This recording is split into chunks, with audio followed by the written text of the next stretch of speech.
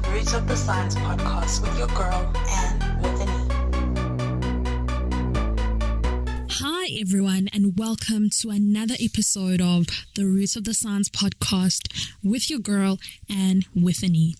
It's been a tough time in the world recently with all of the many injustices that as Black people we've been facing that have been magnified.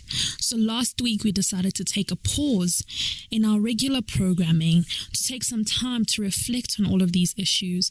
And in the result, we realized why this show in particular is so important, because as Black people in science, especially in STEM, we ourselves face so many injustices. So it is important to highlight the work that Africans in STEM are doing, and it makes me so proud to be part of the cause.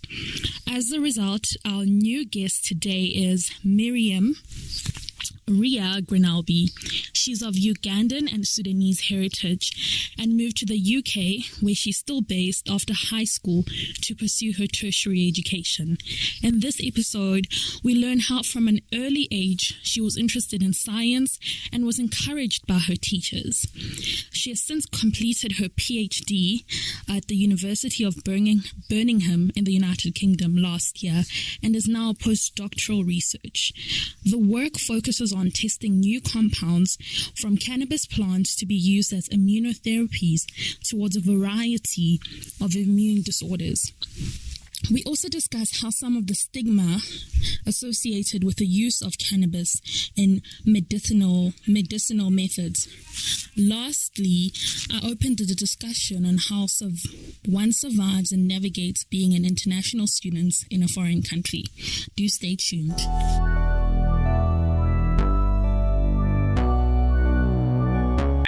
Hi, Mariam, and welcome to the show. Hi, Anne. Thanks for having me on your podcast. I'm so excited. So we're just going to get into it so that we can get to know more about yourself. But briefly, can you just tell us a bit about yourself, where you're from, where you are currently based, and your age? Well, I'm 31 years old. I'm currently based in the UK, originally from Uganda and Sudan. I was raised in Uganda mostly, and then came to the UK for university straight after my high school. So I went and did my BSc in human genetics at University of Leeds, and then my master's in molecular biotechnology in Birmingham, and that's where I also did my PhD that I completed about just over a year ago. Yeah, so that's my educational background so far. Oh, okay. And since I finished my PhD, I've been working as a postdoc at University of Roehampton. Thank you for giving us like a brief background about your educational studies and how you came about. So wait, you said that you came to the UK straight out of high school. So does this mean that you moved with your whole entire family, or you moved on your own? No, I moved on my own. So I came here as an international student. All right, that makes sense. That makes sense. And how was it coming from Africa and then into the UK's, into the diaspora, as everybody likes to call it? Oh wow, that has been it still is quite an experience. I mean, over the years, I've gotten used to living here, but initially there's for pretty much everyone I know, there's that initial culture shock when you first move to a new country, new city, new way of life. It's interesting and it's hard. So, for instance, even though I already spoke English before I came to the UK, I found it difficult, understanding people with different accents from around the UK. Yeah, that's true. I can imagine. I can imagine. Did you ever have where people might have said, did you have an accent where people were like, oh, you sound like you're not from here? Was that something that that happened to you? Yeah, they did.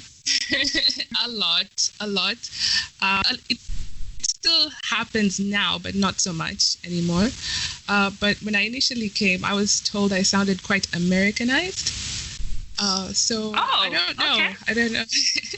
yeah. So that was interesting. I didn't think I did, but yeah. But they could so you didn't have the typical. You didn't have the typical inverted commas African accent. And I'm saying this in inverted commas because I don't even know what that means. But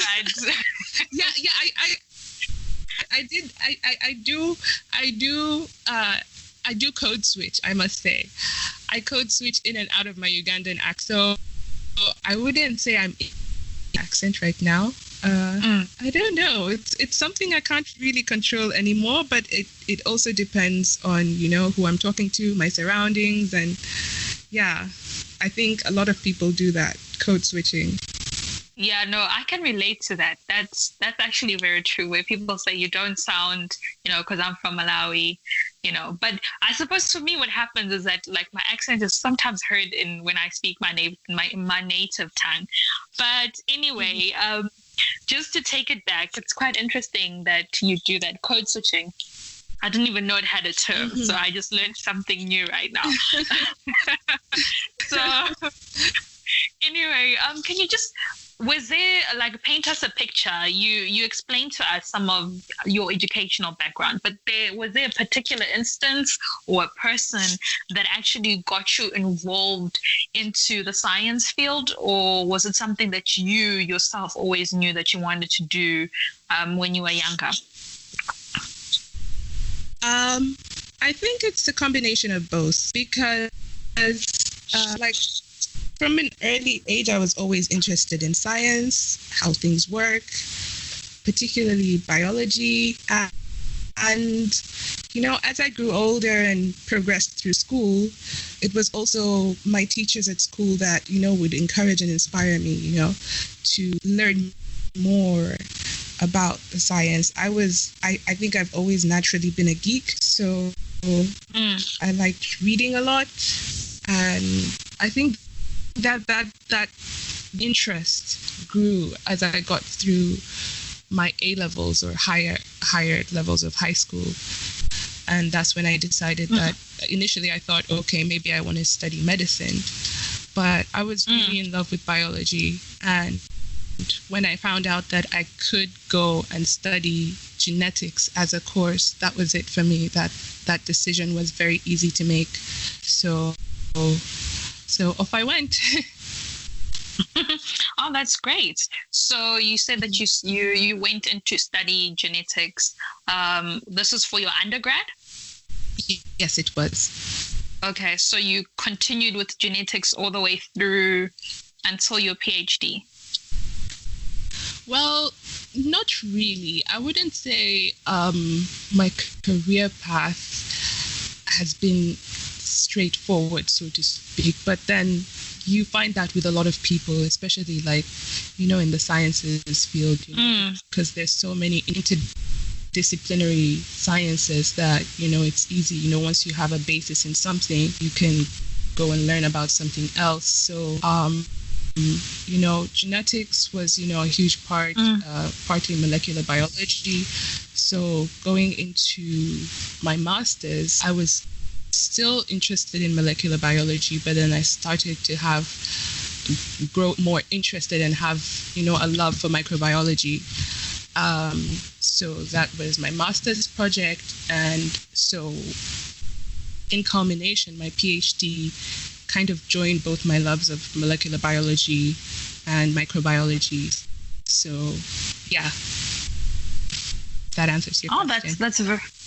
Yeah, it does. That's very interesting. And you're right. I think sometimes you might think you want to do this one thing, then as you are furthering your studies and you're pursuing one particular area of research, due to that interdisciplinary component, you kind of discover like, oh snap, okay, this is interesting. Maybe I should try that. And I think that's a beautiful thing about science. Don't you agree? Yeah. That's a very beautiful thing. So you are currently a postdoc researcher. You know, although we touched briefly on this, that, you know, you didn't always know which particular field of study of science that you wanted to do. But I just wanted to ask you, did you always want to be fully in the academic field, like in academia, or was it just a matter of, you know, current circumstance that you just decided to progress, that, okay, maybe I can't get a job now, so there's an opportunity to study, so you know, let me do it. Like, maybe it wasn't, or was it really part of the whole bigger picture? Like, you saw yourself like, this is what I'd want to do at this stage. I would say yes. This was something I saw from, you know, probably around the time of my master's is when I kind of made the decision, you know, I wanted to go the academic route, pursue a PhD, and, you know, I wanted to go research. So this is where, you know, you kind of have this bigger picture, but you kind of don't really know the building blocks towards it yet, or you have a vague idea. So, you know, you reach your goal, but kind of not sure how, if that makes sense. But it's worked out. It's worked out how I wanted it to.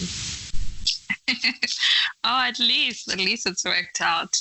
I think at least it's worked out, and you are where you envisioned yourself being, regardless of anything that might have happened. So I know, it's still a few more steps, many steps to take. I mean, I'm not there yet, so to speak. That's what I'm trying to say. I think I'm still on those building blocks towards the greater dream, let's say. All right. So your project currently involves identifying and testing new compounds from the cannabis plant that could potentially be used as immunotherapies towards a variety of immune disorders. Can you tell us a bit more about this, and why is it so important? Well, nowadays, you know, with the way, you know, the world is changing and, you know, changing the legalization of cannabis and medicinal cannabis, you know, people are starting to learn more and more about the medicinal and potential medicinal uses of the cannabis plant. So generally, what's widely known is two main compounds from the cannabis plant, which are THC and CBD. I won't bore you with the long scientific names. It's a mouthful. However, not a lot of people know that there's actually more than 80 compounds produced by this plant that could potentially have, have potential as immunotherapies. So that's the work we do.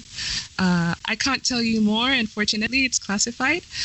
But that's just a snippet, into my current job. But, these drugs could potentially be used, whatever we discover could potentially be used maybe to, for something greater. So I contribute to the research. Like, there's many other scientists around the world who are doing similar things. So, yeah. Oh, that's very interesting that you say that's classified. It just gives, I'm sure it gives like your work that factor. You're working. No, it's not like if I tell you I have to kill you kind of thing. It's not. Oh, okay. Oh, okay. Oh, it's like how you said that It's because other people are working on that. So of course, it's still something new. It's something novel, but that's pretty exciting. And I can't wait to see what you guys find out in terms of your research, you and other people working on this. So as much as, like you said, the cannabis plant has got all of these things, these benefits, apologies, but I just wanted to clear the smoke on cannabis, like the pun intended there. Medical cannabis has quickly become the most socially disruptive phenomenon in this new millennium, and it's showing no signs of slowing down. And in fact, I read that by 2026, which is about 6 years from now, it's estimated that the global medical cannabis market will reach about $148 billion. However, there's so much misinformation and miseducation, towards cannabis as a whole. There's so much stigma behind it about, why it's potentially bad for you. Why do you think this is so? And what do you think needs to happen to change this? Well, personally, I think there's big political barriers that I can't speak to personally. However, I feel that as more information about the medicinal properties of the plant, conducted by, that come out from actual research, as more and more of that knowledge comes out, I think there will be less of the stigma around medicinal cannabis. I think the more, even with time, we're already seeing it happening. I mean, people aren't as shocked to hear about it as, they would have been, I don't know, in the past. So with time, I think it's been decriminalized in South Africa now. Has it? Yes, it has. Yes, and I think it's been legalized in places like Canada, different states in America, in different parts of the world as well. There's a growing acceptance of it for medicinal use. So I believe with time and as people just get to know more and more about it and spread the information about it, the real, the research, the data, then hopefully that stigma should subside. And I think that just drives home the point of why the research that you and all the other scientists working on cannabis are doing is so important. Because I think, as people, we always have that tendency that we fear something that is unknown, Exactly. So you only fear it because you don't know about it. So the more that we find out, the more that we find out, and like you said, that there's probably 80 other compounds that is actually, we only know 2. That's crazy. Mainly, well, in the general public, there's so many others that are currently being researched, but generally speaking, it's those 2 that are the highlighted ones. Oh, okay. Yeah. Yes. So yeah. No, I can't wait but until it's all interesting. Yeah, and I'm also enthusiastic about it, and I look forward to. Yeah, definitely. So you did mention, you highlighted that there are some countries where cannabis has been legalized, and I'm just going to bring it back to Africa, and there are other African countries which are actually tapping into the lucrative marijuana or cannabis, as it's officially called, they've relaxed laws. So, for example, Uganda, Lesotho, Zimbabwe, South Africa, like you mentioned, Zambia, and even Malawi, which happened earlier this year in February. So this is good. It tells us that, there is that acceptance that is happening, which shows so much prospect. But I just want to bring it back home to you. So, when people hear, okay, I'm working on cannabis plant, how do your friends and family take it? Like, do they think, oh my word,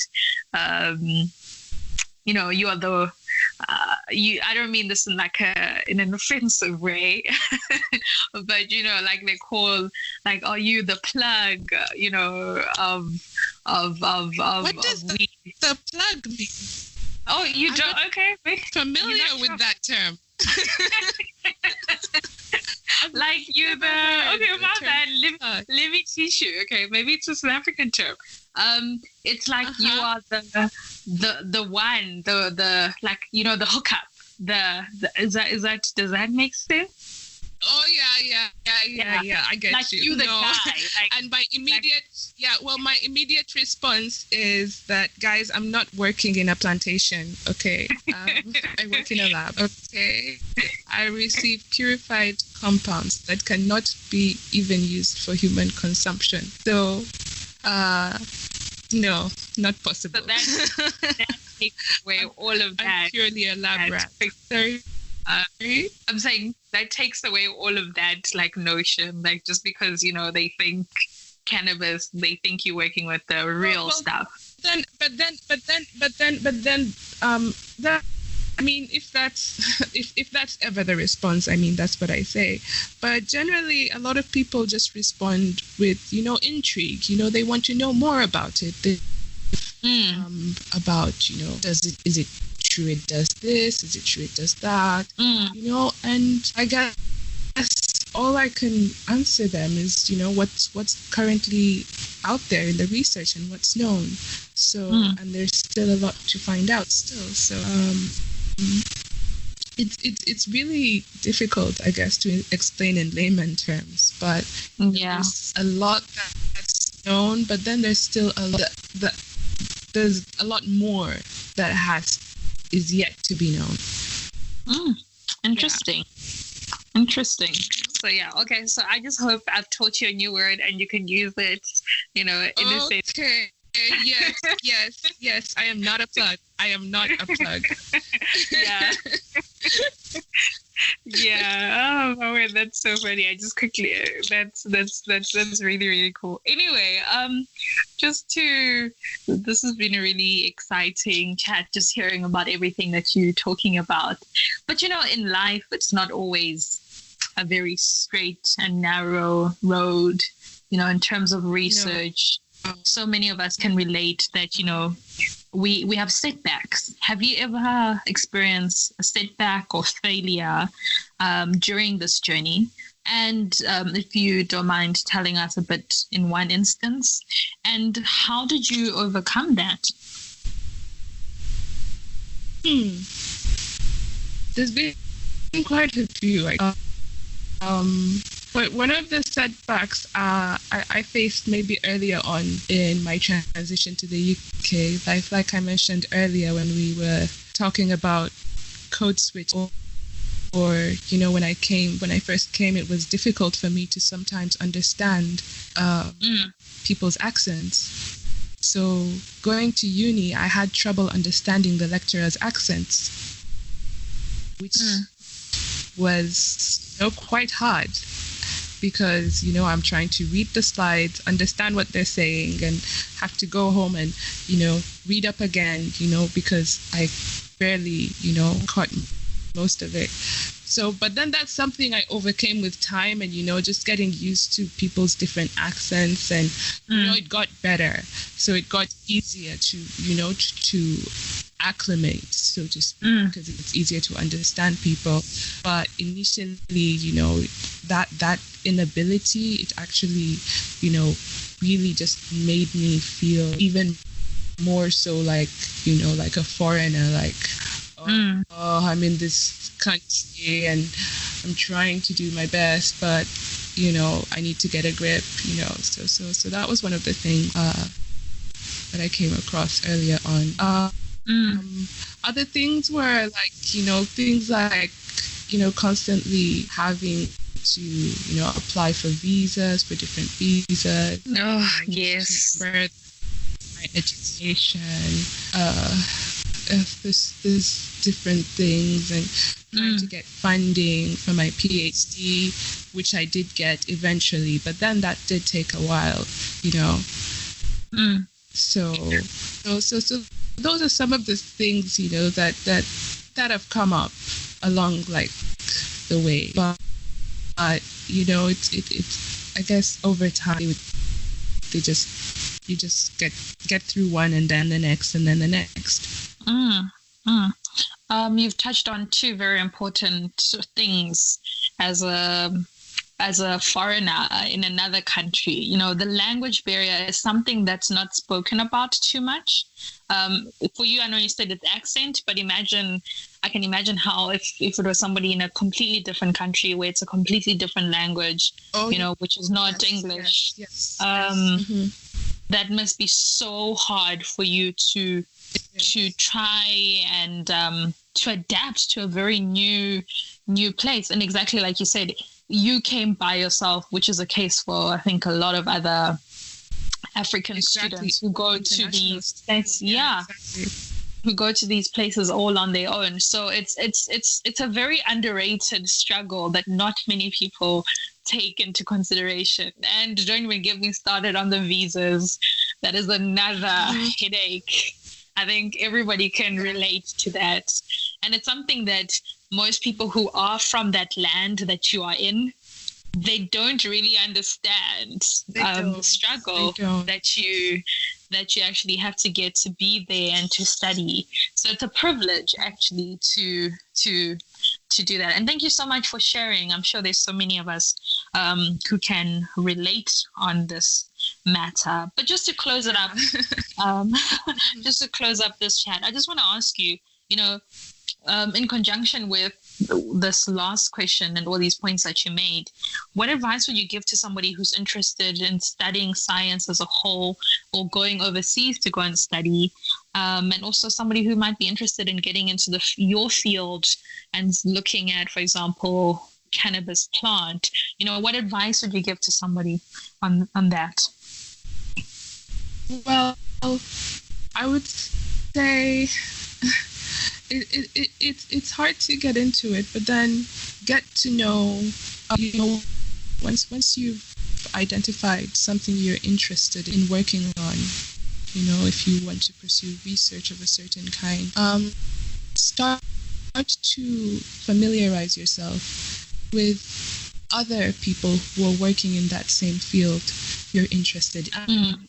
And things like LinkedIn are a very powerful tool, because if you reached out to people, most of the time, like almost 9 times out of 10, that person will be happy to help you out and guide you, whether you need, advice on things like fixing your CV or advice on maybe preparing yourself, gaining, if you need to gain experience in that field or learn a few things before you go towards that field, then those are the kind of people who will help you figure that out along the way.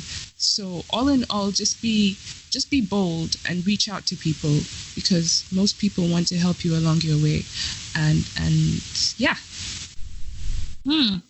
That's very solid advice. You're right. I think sometimes the fear of reaching out can be so limiting. People who you usually aspire to have gone through whatever most of the time that you're going through. Exactly. Yeah.